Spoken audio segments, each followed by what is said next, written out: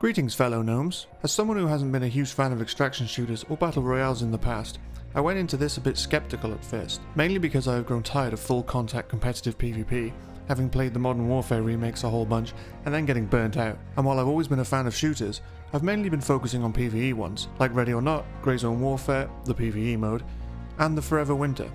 I'm also not a huge fan of battle royales, only ever playing Apex Legends to any degree. So I thought, what game has a nice balance of PvE and PvP and isn't a Tarkov clone? Hunt Showdown.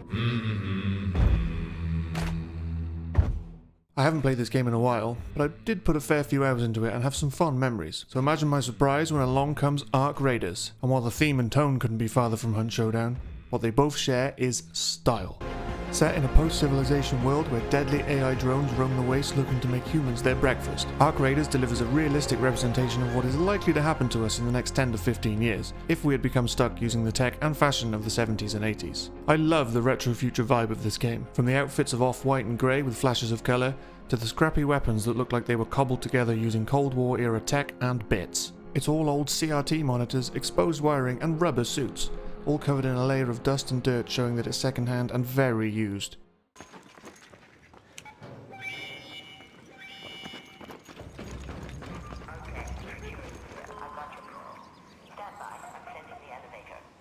Oh, the sound. The sound. A crisp, almost ASMR-like experience. Each footstep sounds different depending on where you are. The wind is howling and the rain is raining. Every arc has its own unique callouts which warn you of their presence, or makes you just fill your pants.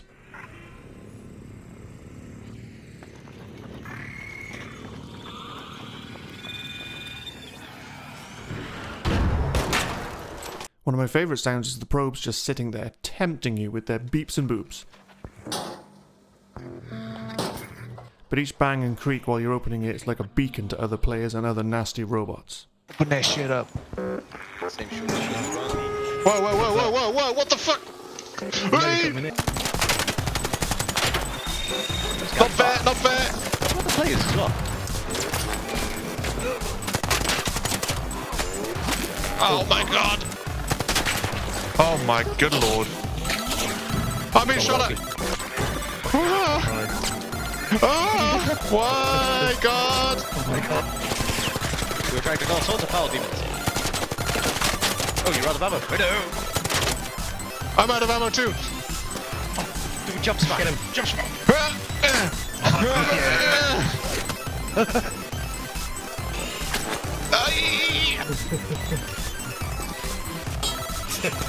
Like you. Oh no! So close. What? Oh shit. Yes! Even this long destroyed monstrosity emits an angry growl like it's not quite finished with you yet.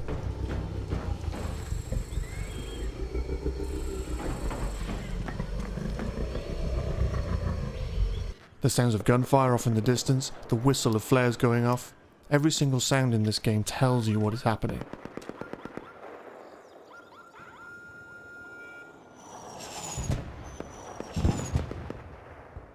This again takes me back to the Hunt Showdown days where sound was everything, and the music is a buttery synth juice injected directly into my ear holes.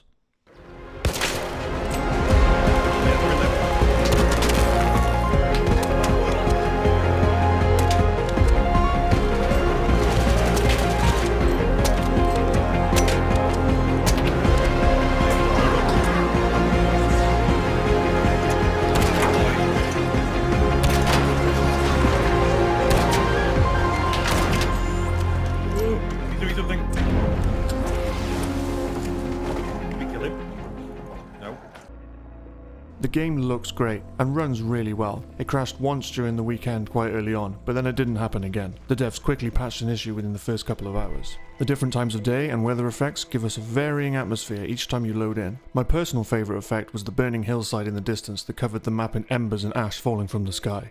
The night raids are of course pitch black, but with added modifiers like valuable loot, more arc enemies, and fewer escape points, coming together to make a tense, high-stakes experience. A nice touch I really liked was the dynamic animations. Your character reaches up or down depending on whether the loot is above or below you, and actually pulls out drawers and opens cabinets. I know this is not the most important thing in the world, but I do enjoy the little details.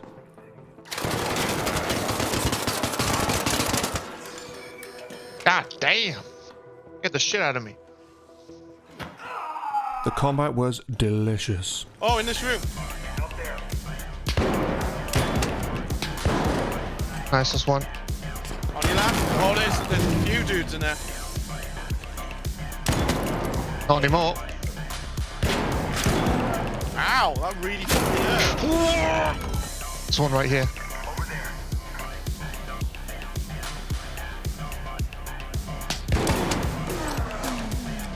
Oh, they're dead. We got them both. What the fuck is that? The bomb drone. Someone's dropping grenades down. There's someone at the top. They're down, they're down. Oh, right in the face.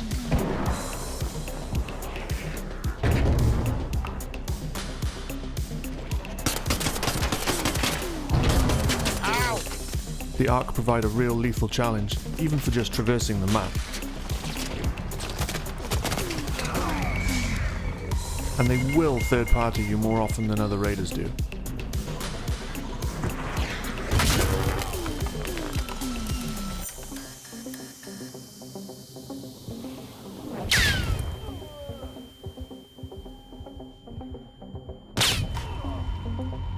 Granted, this was my second run, and I didn't know what the dodge button was. Additionally, if you aren't equipped to deal with them, say you're using a single shot like pistol and you get swarmed, well, that's when you get toasted.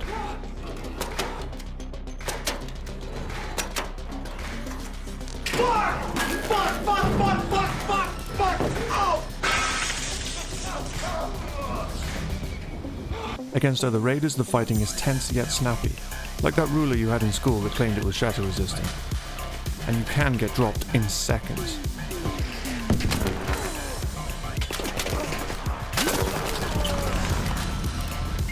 I imagine once we get access to more gear, bigger shields and more perks, survivability will go up.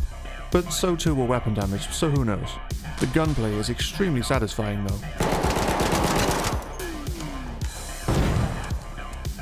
Each shot feels weighty and visceral, especially when you're popping off a piece of this bad boy.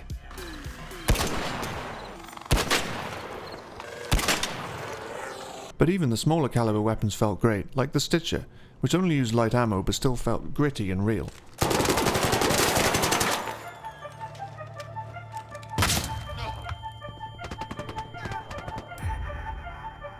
And then there is the Anvil, a big iron on your hip for the average revolver enjoyer.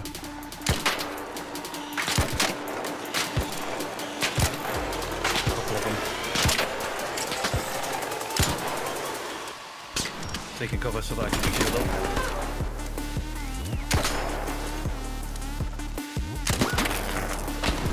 Got the deployment going down. Oh, I just busted that guy's shield. But probably my personal favourite, even though I only got a short time with it, the Torrent, which really lives up to its name.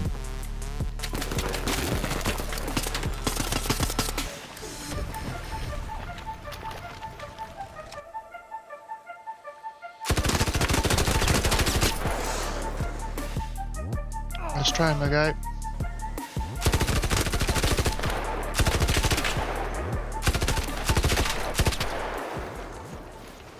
As the game stood during the server slam, looting did not feel very rewarding. I got maybe 5 or 6 purples, all of which were useless as the relevant crafting station upgrades were unavailable in order to make use of the stuff. I found no blueprints, that I imagine would suffer from the same problem anyway, and all the keys I picked up were for maps that weren't available yet, and were on full release only. Every now and then I would find a half-decent weapon, usually off a player, but sometimes out in the world, so that felt good. I found myself only really looking out for cloth for bandages, rubber and arc cores for shield recharge, and then just breaking everything else down into metal and plastic in order to make the basic guns. I didn't find much incentive to not run free raid or boogaloo most of the time. My friend and I did manage to get inside the harvester at one point, with absolutely no clue what it does or how to work it. But it was clearly full of loot. Get in. Oh my god, we're in. Go up the thing, go up the thing. Cool. What's this? I'm going up the lift. Oh, I think I'm in danger! oh, it's powering. There's breaching things up here. Oh my god, I'm about to get electric shock.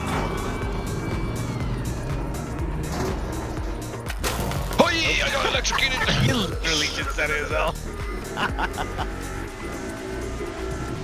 I'm guessing we want to get out of the thing on top when it's setting off. Oh, the queen just smacked me.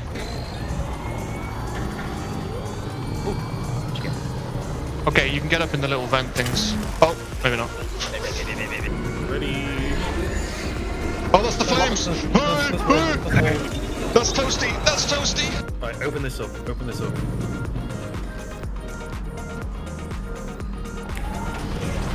Jam that in there. Yeah. Oh, there. They just ejected this. Oh, one. dear. Hi! Oh, no. Now, I never played the technical tests earlier this year, so I missed out on all the content it had to offer. More weapons, maps, and greater depth to the trading and crafter stations. For a weekend, there was enough to sink my teeth into here, but at the same time, compared to the technical tests, this was a pretty shallow experience, so for those whose first experience playing the game was this, it would seem pretty lackluster for something you have to pay full price for. Although granted, it is cheaper than most AAA titles at the moment. If you came into this service slam expecting the same experience as the technical tests, or a game that's been out since 2018, Showdown, you would be disappointed. That all said, I do remain optimistic. From what I've seen of the technical tests from other creators, it looks a lot like a closer representation of the full game, and it looks promising. The interaction with other raiders have ranged from this, Oh, hi. Nice, man. Fuck you. to this. Do you guys want to be part of it? We've done all the content, we have 500,000 credits and so on. Nice. And now we want to do a heart with flares. We can place flares on the bottom. We can all do a countdown and then all activate. And we do a nice heart and then, Sounds great. then clip it for the accuracy. Sure.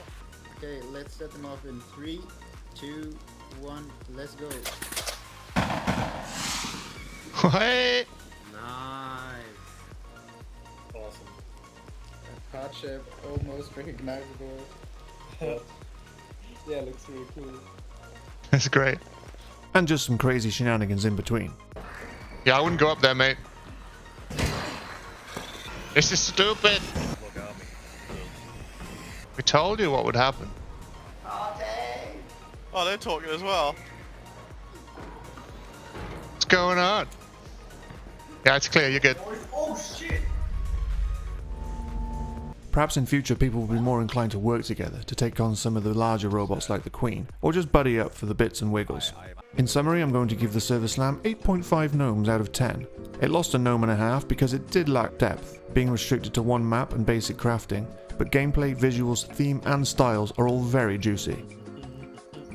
I know there is much more of this game to come from what I've seen in some of the technical test footage, so I'm looking forward to playing the full game on the 30th and making many more videos on it. I hope to see you all in Speranza or out on the surface. Until then, see ya.